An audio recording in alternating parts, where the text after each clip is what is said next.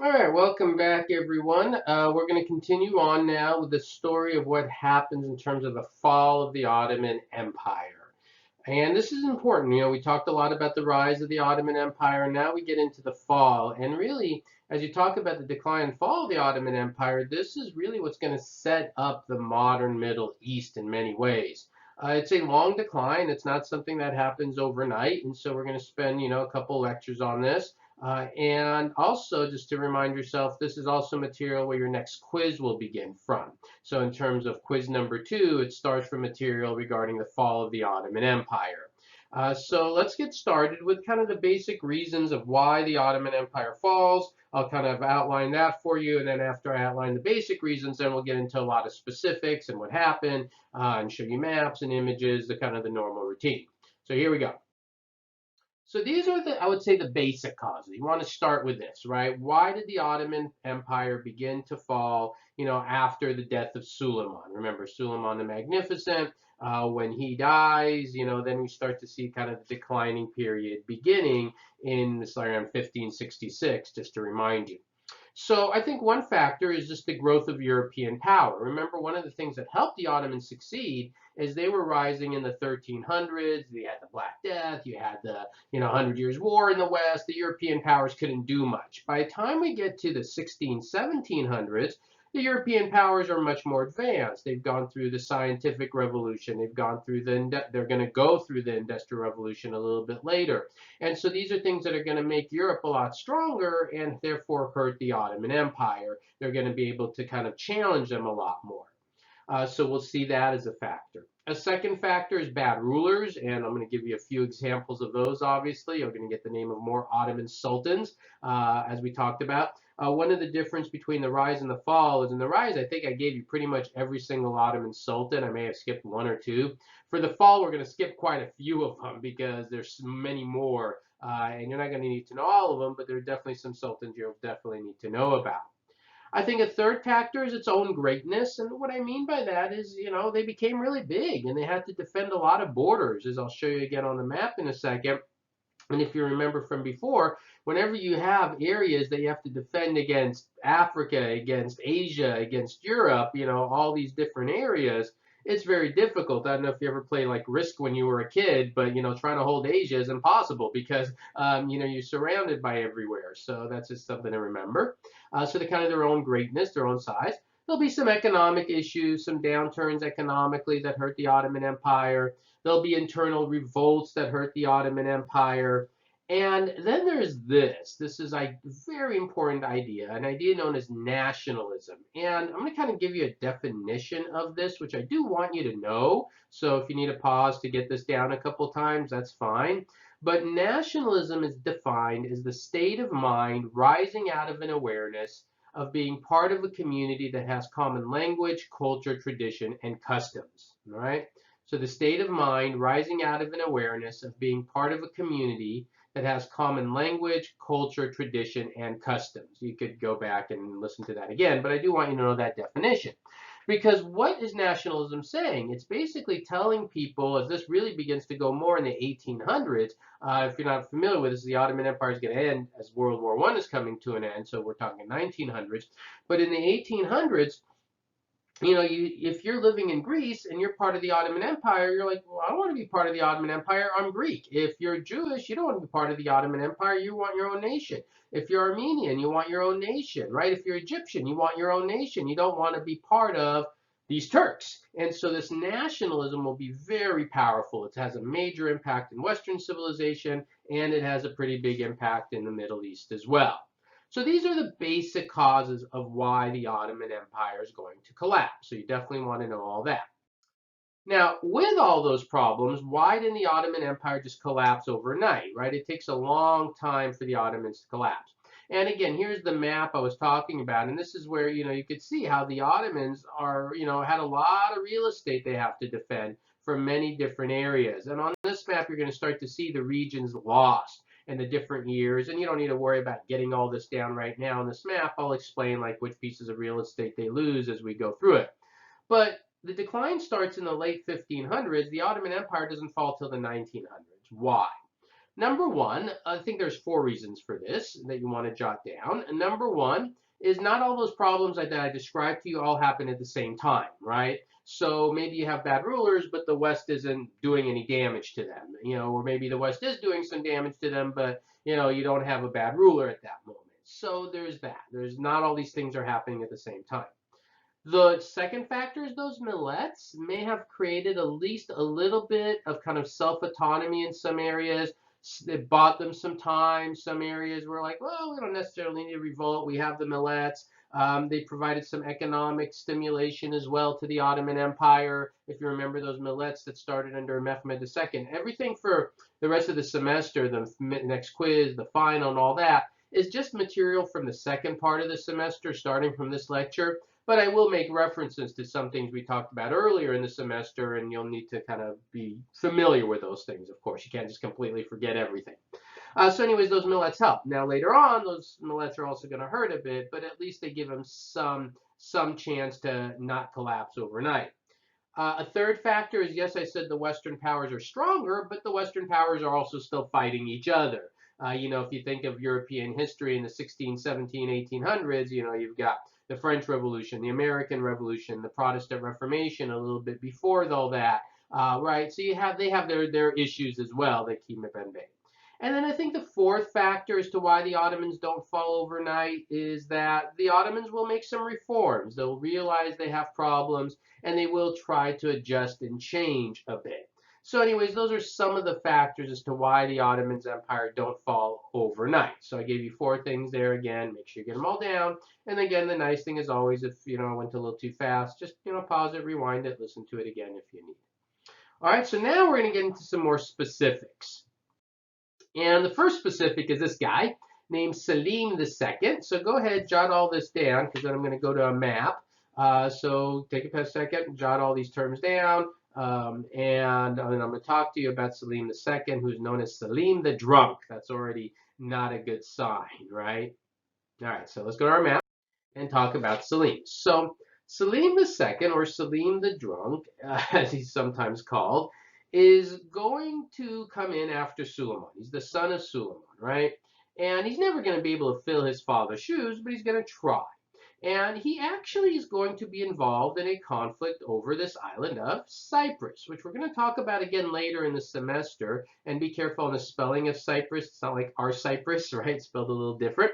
And what is going to happen in 1571, there's going to be a conflict between him and the European powers. The European powers are going to have what is called the Holy League.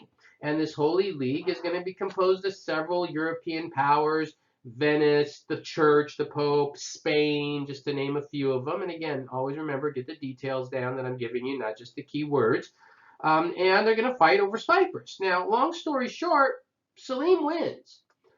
So you say, what's the problem? Well, it's sometimes a term we use is a Pyrrhic victory. And what does that word Pyrrhic victory means? It actually goes back to ancient Greek time, Roman times, Greeks and Roman times, when the Greeks were fighting the Romans, and there was a Roman fighting a man named Pyrrhus, and Pyrrhus won some battles against the Greeks, but it came at a great cost, and we call it a Pyrrhic victory, because a Pyrrhic victory is when you win, but it comes at a great cost. And this fight against the Holy League really cost a lot of money, a lot of resources. It created more tension between the Ottomans and Europe. And so, yeah, they gained the island of Cyprus, but in the long run, it's probably going to hurt them a bit. And so, yes, he wins. Yes, he gets the island, but it's not going to help him in the long run. If anything, he would have been better off not fighting for that island, in other words. So that's one thing about Saleem II. The only other thing you need to know about the Saleem II is he dies in 1574, and he probably dies, as the story goes, while taking a bath, fell, knocked his head. Many people believe he died because he was drunk, right? So I don't know how much of that is an urban legend and how much of that is true, but his nickname was Saleem the Drunk. So there you go. Which is an interesting little tangent. Some of you may be thinking, wait a minute, aren't these guys all Muslims and they're not supposed to be drinking? Well, yeah, but not all these Ottoman sultans obviously follow the letter of the law. All right, so that's Saleem. That's all you need to know about him, and we move on. Saleem II, right? But there's going to be other Saleems. There's going to be another one. So now we have Murat III. He follows Saleem II, and he's going to rule for a while, 20 years, as you could see there almost. And he is nicknamed the Sultanate of the Women. And so, he's right off going to have issues. He's going to kill his five of his brothers to stay in power. So we've seen that before, kind of a throwback back to what we talked about before the midterm. And in terms of his accomplishments, well, look at his nickname, Sultanate of the Women. He's got countless number of concubines. He has 130 sons. We don't even know how many daughters he has. But that's really all he's known for, which tells you something, right? He's not there conquering land and taking over. And look at his nickname, Sultanate of the Women. Before that, you had Saleem the Drunk. If you remember, before we had, Mehmed the Conqueror and Suleiman the Magnificent. We're not doing as well with the nicknames there. And so his reign, there isn't really much to say about him other than, his nickname and that he had a lot of concubines and a lot of children, but really not many accomplishments. He was followed by his son, Mehmed III. Now, Mehmed III only rules for a handful of years, as you could see there in the late 1500s. And you could see maybe this is going. This whole history of the Ottomans is brother killing brother and this constant fight. Well, if his dad had so many children, guess what Mehmed III is going to be spending all his time doing? You guessed it, killing kids, or killing siblings, I should say. And he's going to kill 20 of his brothers and sisters. It's going to be just a bloody mess. He never really has a chance to do much. And on top of dealing with his brothers and sisters, he's got this guy named Celia there. I'm not 100% sure on the pronunciation, I apologize. But Celai, a military man who's going to lead the cavalry forces in a rebellion and a revolt against him in Asia Minor. Obviously, it's not going to go very far, but just the fact that he has to deal with another revolt is another indication that things aren't going well. And again, this all ties into what I started with, all the issues of why the Ottomans fell. Bad rulers, revolts, other issues that we're still going to be talking about. So again, you just want to keep making sure you know these names and what I tell you about these names as well, obviously. So then you had the reign of Murat IV. Him we'll spend a little bit more time on. Murat IV, as you can see his date, 1623 to 1640, he is going to have a big issue dealing with Iran, or what is more specifically the Safawi dynasty. So make sure you get these last few terms here, Abbas, Baghdad, Janissaries, reforms. I'm going to go to a map and talk about Murat IV. All right, so here's the Safawi dynasty. I think I mentioned before. It is in what is modern day Iran, and of course the Ottomans are in the orange area. And if you remember under Suleiman, I talked about how during that time, the Ottomans had started to move into, the modern day Iraq and all of that, and they were controlling those regions. And it borders modern day Iran, and this is kind of this conflict. Well, Abbas I, he was the leader of the Safawi dynasty during this time. And he sees that the Ottomans are a little bit weaker. And what does he do? You could see he's going to move into Baghdad during the reign of Murat IV. The way he did this is he bribed the Janissaries in 1624. He bribes them, and by doing that, he's able to take over Baghdad. Now, the story goes that after he bribed the Janissaries and he took power, that then Abbas I took those same Janissaries and he boiled them in oil to kill them. And the reasoning is if they're that quick to betray their own Ottoman Sultan just for a little bit of money, what are they going to do against me, this outsider? So this is the first time now we're starting to see the Ottomans lose land. Now, it will be a temporary loss. Before Murat IV dies, he will regain Baghdad away from the Safavids, so he loses it, gains it back, but it's still an indication that things aren't going well, right? That now they're losing real estate. And again, it kind of shows you what I talked about before, that you have these massive borders you need to defend and these other powers from the west, from the east. So definitely the Safawi dynasty there is going to play a big role in that period. And sometimes you spell Safawi with a V, sometimes it's spelled with a W. You definitely want to know that term as well, because that would be part of the story of Murat IV. Now, that's part of the story of Murat IV. There's really kind of two major things you need to know about Murat IV. So one is that story of Baghdad, but two is his reforms. So remember I said one of the reasons the Ottoman Empire doesn't fall overnight is because there were Ottoman sultans who realized things weren't going well. And Murat IV was one of them, and he was pretty strict. He begins to see within the Ottoman Empire how people are being lazy and people aren't, following the laws, and he starts to get really upset with some of the behaviors of people. And to make sure everything was run smoothly, he issued pretty draconian measures. He would close down all the coffee shops. Remember those coffee shops we talked about before? Because he said people are going to these coffee shops, they're talking, they're trying to plan and plot against the Ottoman rulership, or they're just being lazy. The story, he would send spies out to keep an eye on people in the Ottoman Empire.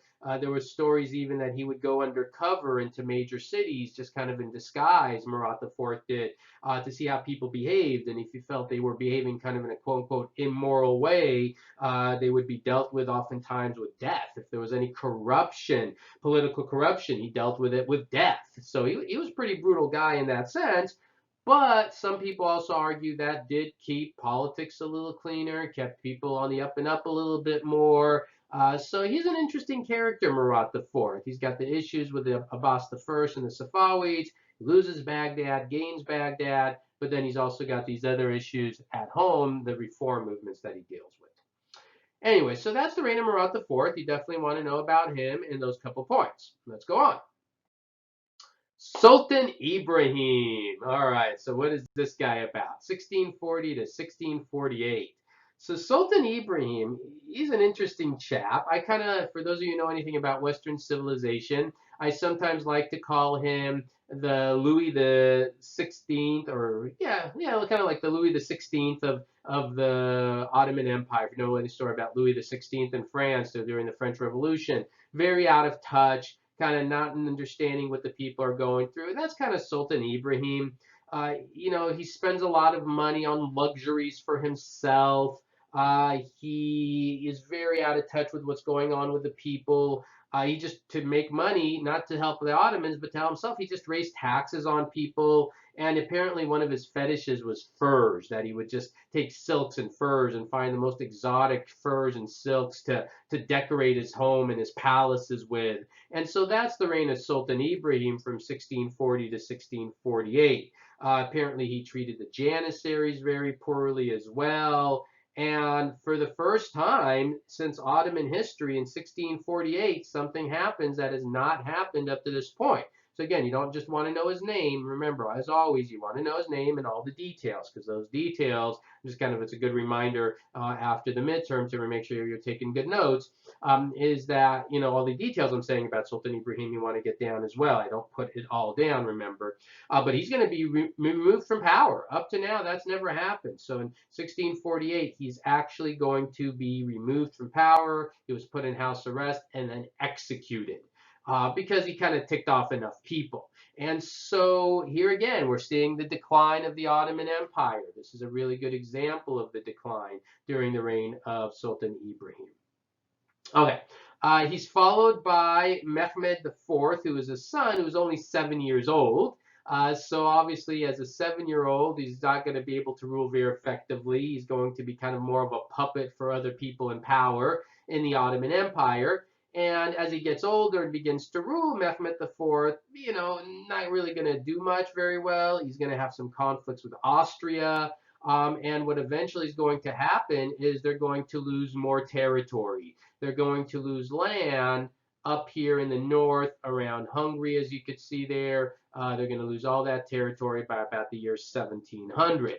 And unlike Baghdad, they're never going to get the piece of real estate back. So that's the period of time of Sultan Ibrahim. All right. So now the question is, what's next, right? So we could start to see all the issues and problems for the Ottomans, right? All the way up from Saleem II, now all the way to Sultan Ibrahim. I think it's a good place to kind of pause on this first video on the fall of the Ottomans, because we've just reached a pivotal point. We just saw an Ottoman sultan removed from power, replaced by, again, Mehmed IV, his son, and now they're starting to lose land that they're not going to gain back. As we get into the 1700s, the 1700s is kind of a whole 100 years almost that I skip in Ottoman history. There really isn't much to say. There's kind of a couple steps forward, a couple steps, they do like one step forward, two steps back. And then we get to the very end of the 1700s, 1789. We have a new sultan that we will definitely talk about. So there are several sultans I'm obviously skipping. We get to 1789 and we get to a man named Saleem III.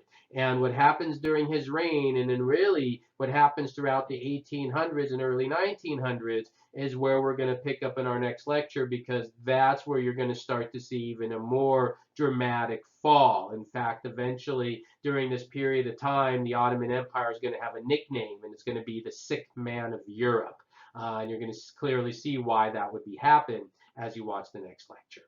All right, hope all that's clear. We got a lot more stuff on the fall of the Ottomans, so stay tuned. Thank you.